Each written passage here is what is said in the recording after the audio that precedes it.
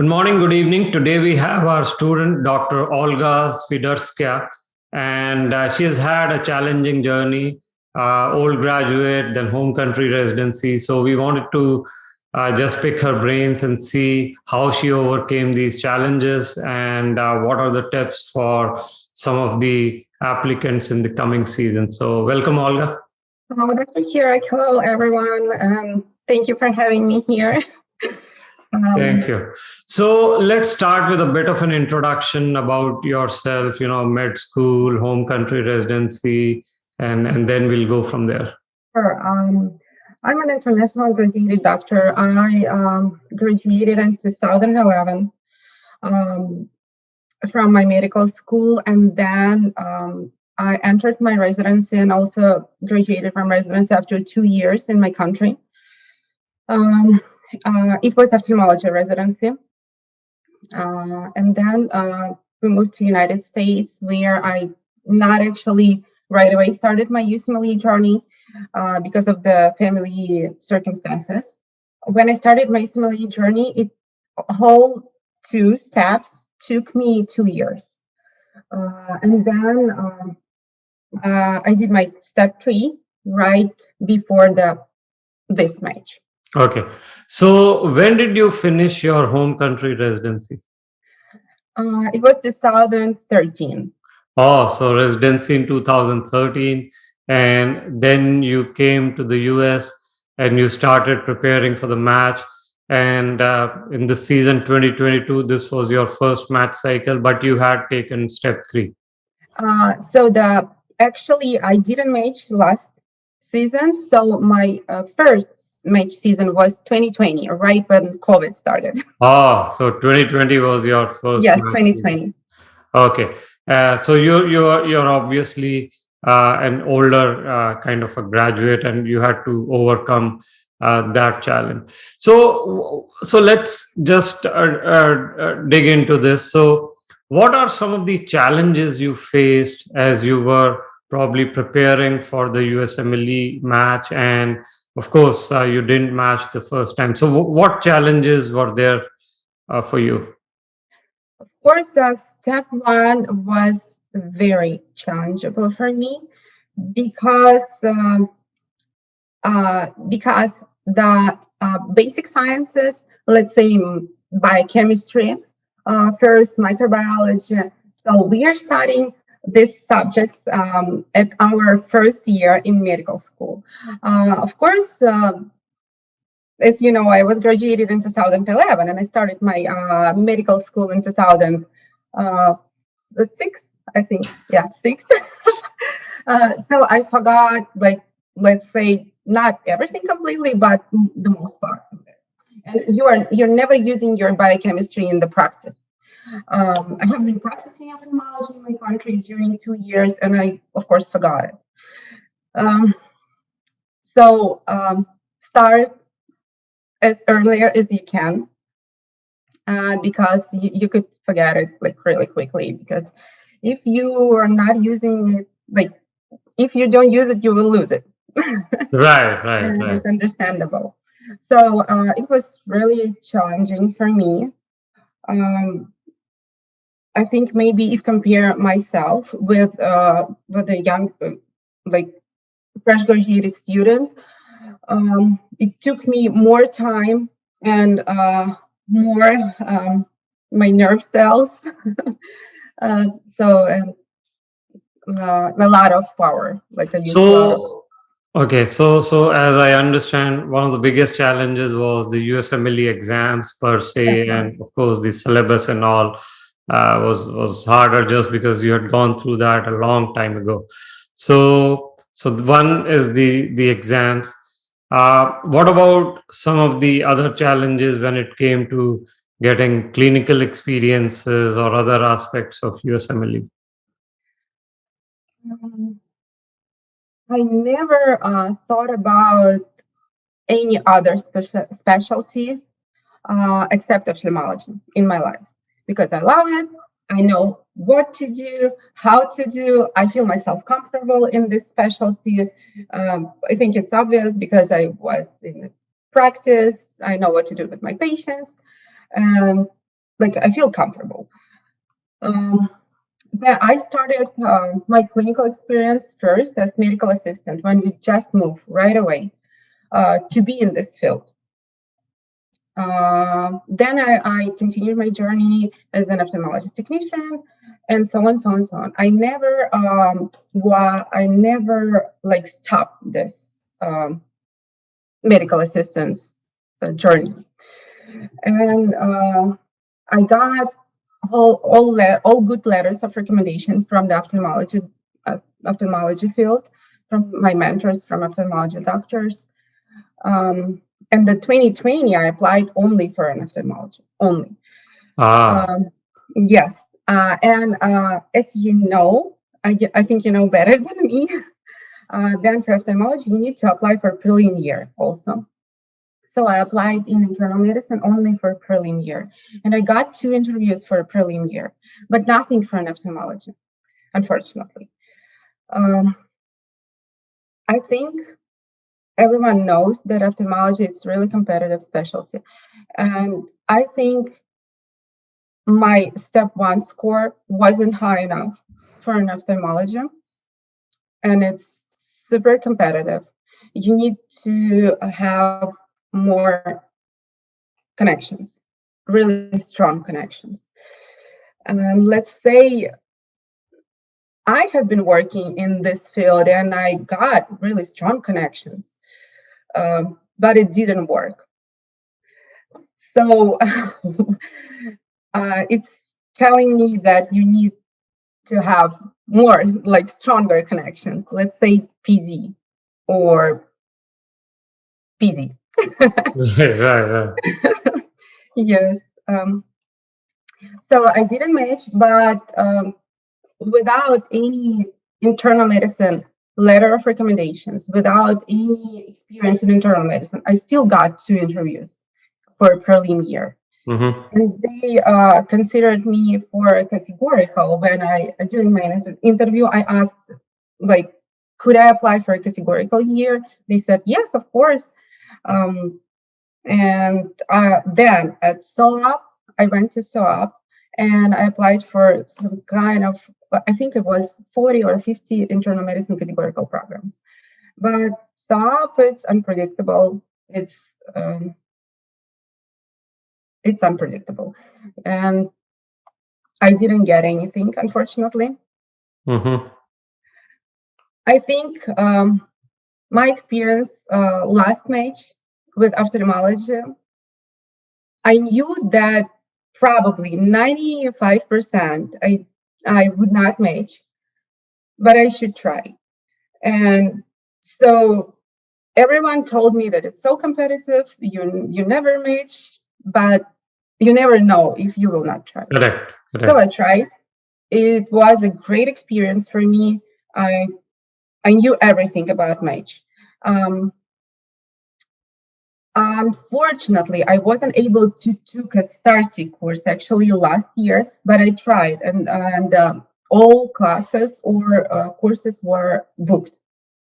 So it was booked, and I wasn't able. But next year, I was so prepared. I decided to change my target from ophthalmology to internal medicine. I spoke with you. You helped me a lot, actually. Thank you so much.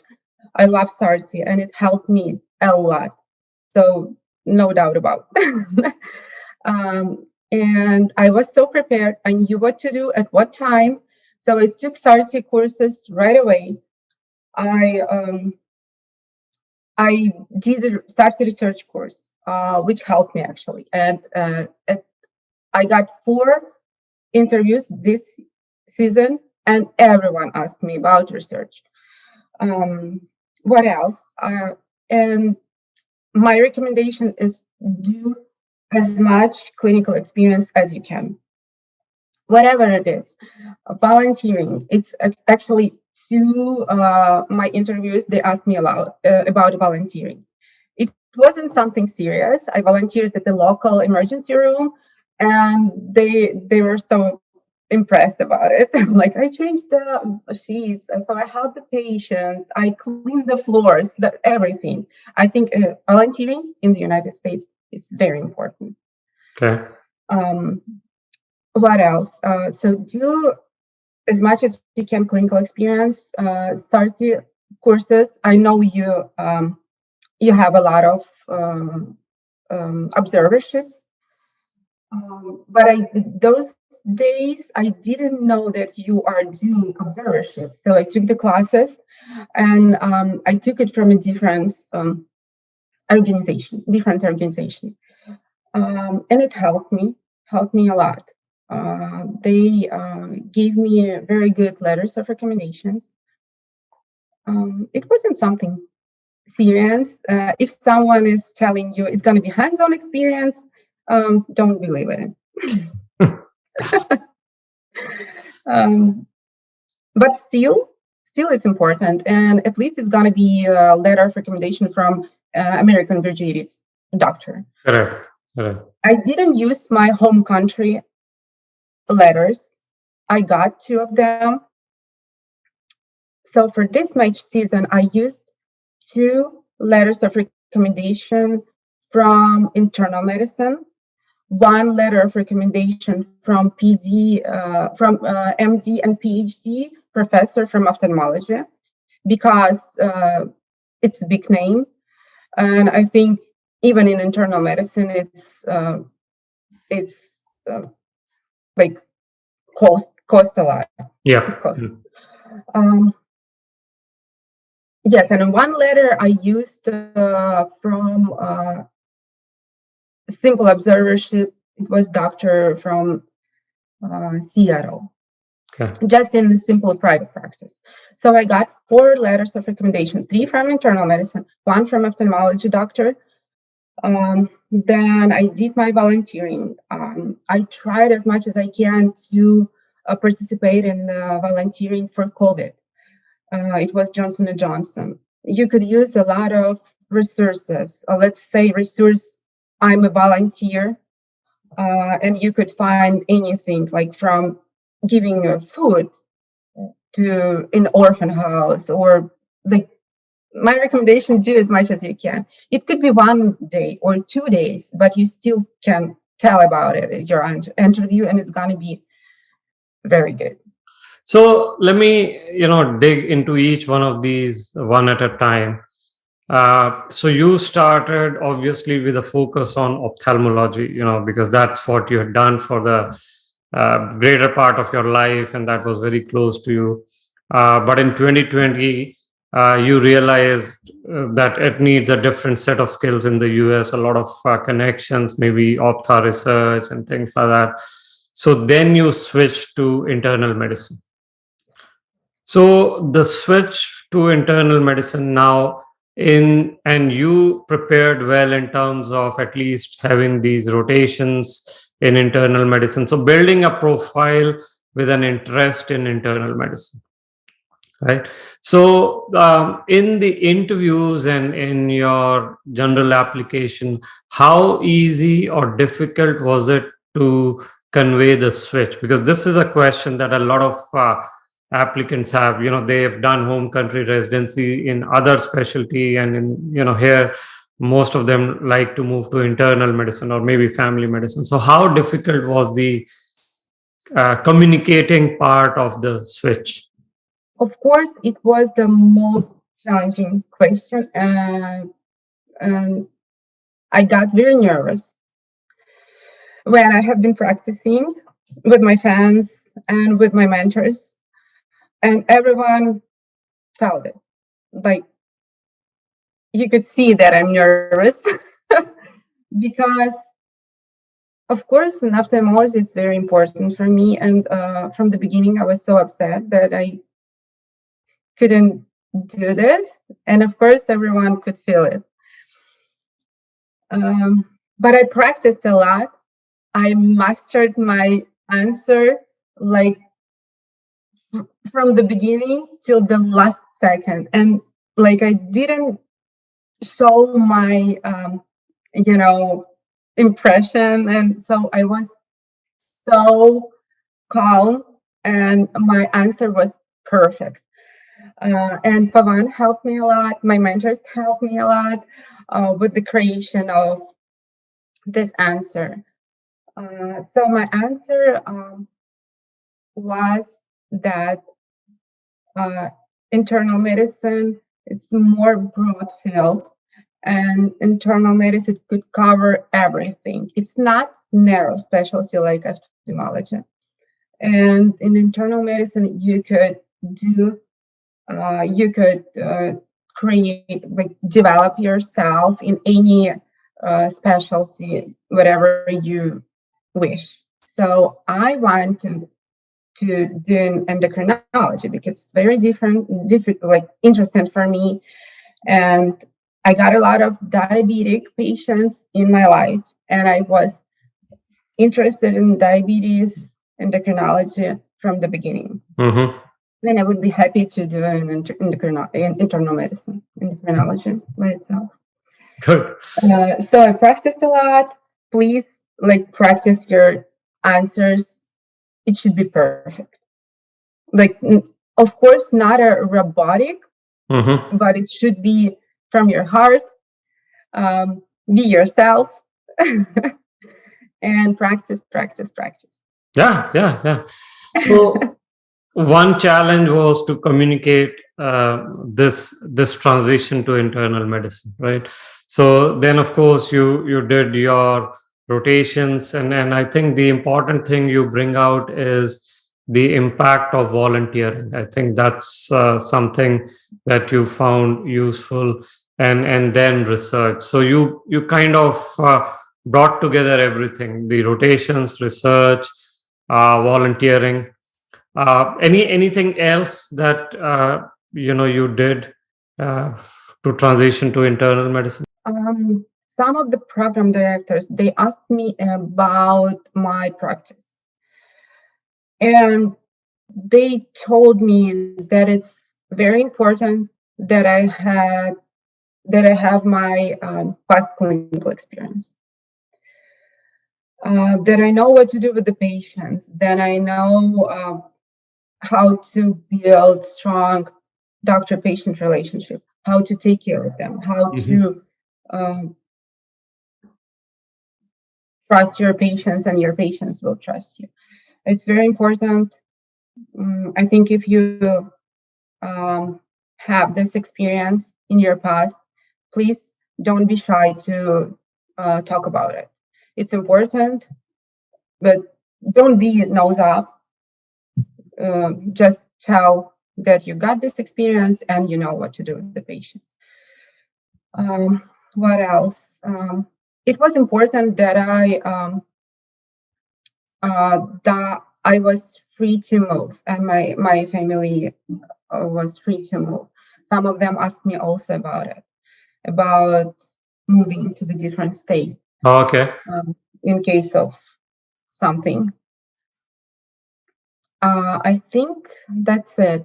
And the Sarthi was important for me because I never knew how to master my CV I see. and my personal statement. CV was a question for me, and it never was so perfect as with Sartre. I didn't know that you should tell about your each experience. It was a lot, actually, and it helped me.